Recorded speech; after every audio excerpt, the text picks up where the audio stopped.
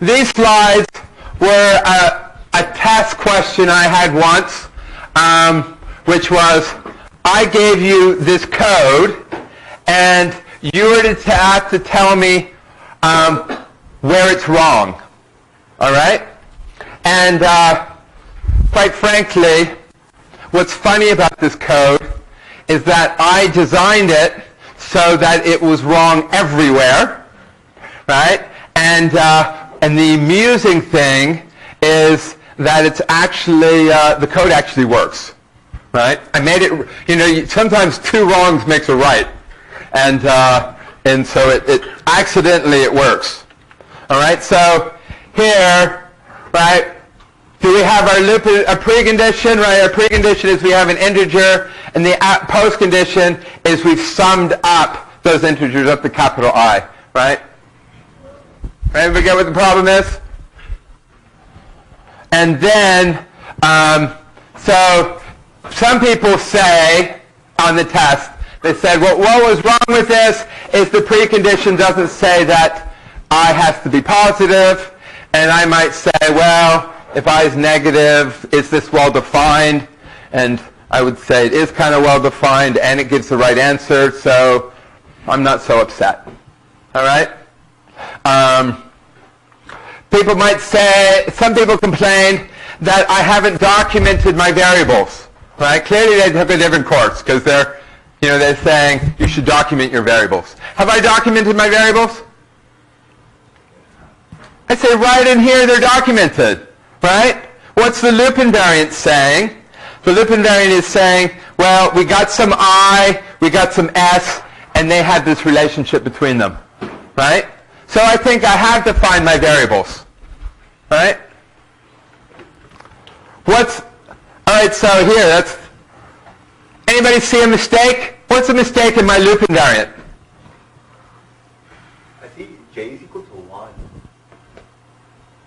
I equaling 1 to, yeah, J equals 1, we're adding up. Okay, What's bad about this? it always starts at... Hey guys, you're all going to fail. The i's are different? Yeah. Yeah, but that's my loop invariant, is that I don't have the full answer yet. What? No, I'm not missing something. I got too much. No. Action! Who said that? You. He's our man. Each iteration adds the next term. Is that a picture? No, that's an action. So I'm not saying you can't put in here comments, hey, what this action is going to do is to add the next term. I'm saying, don't tell me it's a loop invariant. Right? So here we go. Is that a loop invariant? No, it's an action. Right? So we get rid of that. Now, is this a loop invariant? Yeah. Yeah, that's a really good loop invariant. It tells me the relationship between little I and little s. Right? All right. Fine relationship. All right, so now, are we maintaining our loop invariant? Yeah. Are we? Yeah. This says we've summed up to I. This is kind of the mistake I was almost making before. It says we're summing up to I, and now we're adding I in. Right? So is that right? No, we got I. We're adding an I twice. Right? Everybody see that we're doing it wrong? No. You don't see it? Here, S, by the loop invariant, we've summed up to I. And what is our action? We're adding an I. So I gets put in there twice.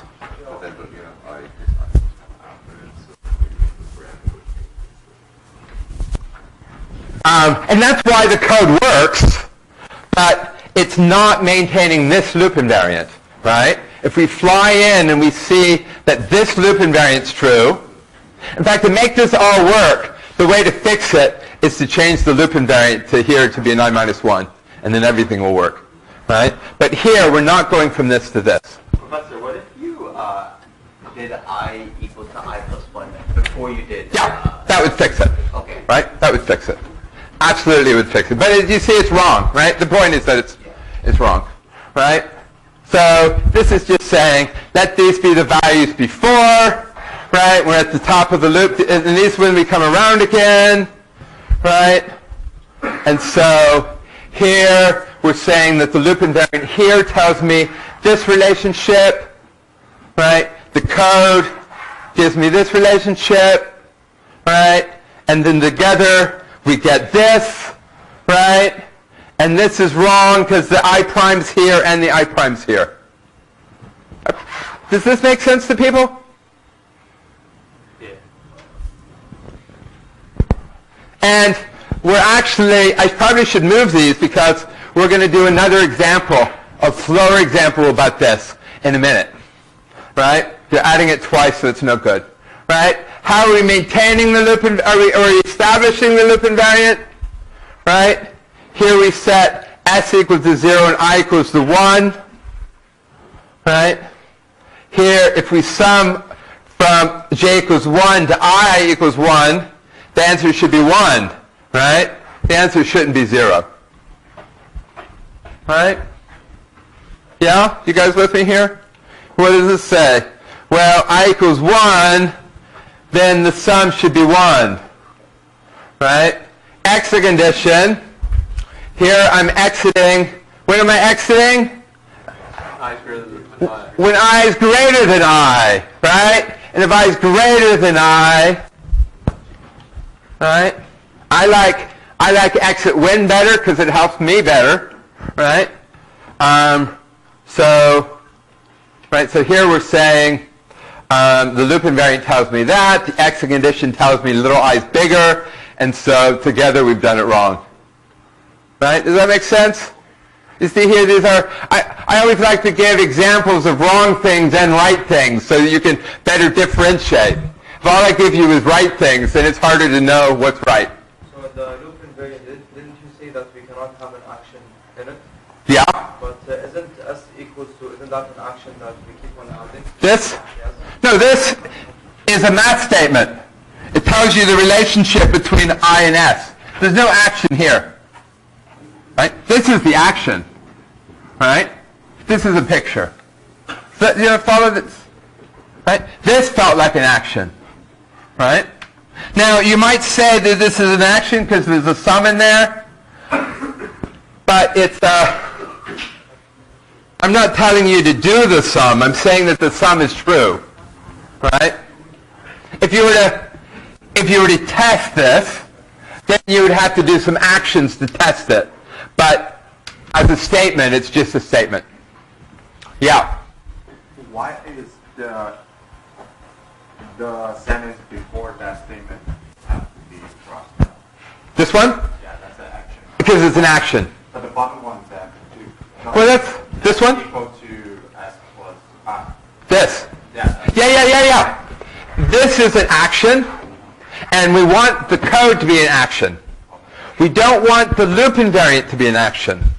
We want loop invariant to be a picture. Right?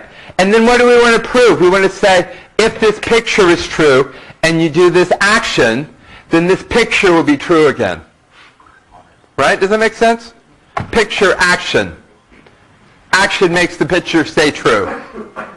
Yeah? Can you go over how you said I is getting added twice? Yeah. Just from the loop invariant, what's the last number that's being added is I. What are we adding next? We're adding I again. So that's a mistake. Right? Because everybody should only be added once.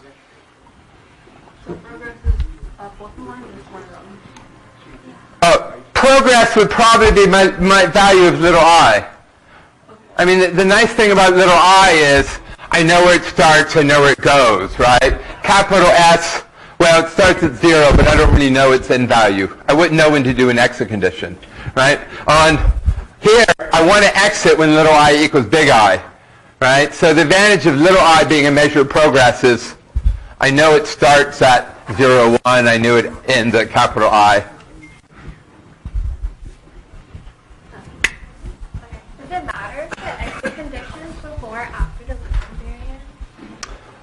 No, I think I might not be so consistent on that. So it doesn't matter. It doesn't matter. Okay, sure. Yeah. I think generally these days I put it before because I want to emphasize that it's fact, that it's true even when you're exiting, right? So I like it better up there, but on this day I put it in the wrong place. Good question. In fact, we could add that too. And the loop invariant should be before it. And actually, I think I can tell you why I put it here. Right? I put it here because somehow exit when I can put after, but whiles somehow have to be before. I mean, if this is a while, then where else can I put it? Right? If I do loop invariant, exit when, that's the order I like. But as soon as you say while, not exit, then I want the loop invariant to be in here. Right? So I think that's why I have it here. Yeah? Is the loop invariant established properly at the beginning of the loop? No, we said that too. But we haven't fixed it. We didn't fix anything. We just went through and gave the mistakes. Right? I think somewhere we say, all right. Anyway, here we're saying, and actually the code works. All right, everybody good with that?